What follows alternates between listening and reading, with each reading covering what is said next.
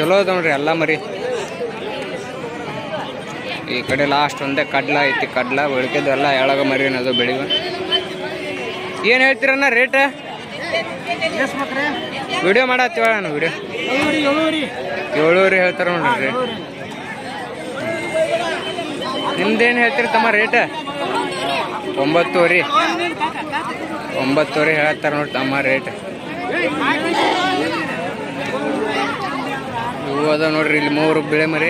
ಏನು ಹೇಳ್ತೀರ ಅಣ್ಣ ರೇಟ್? 7,000 ಅಂತ ಮರಿ.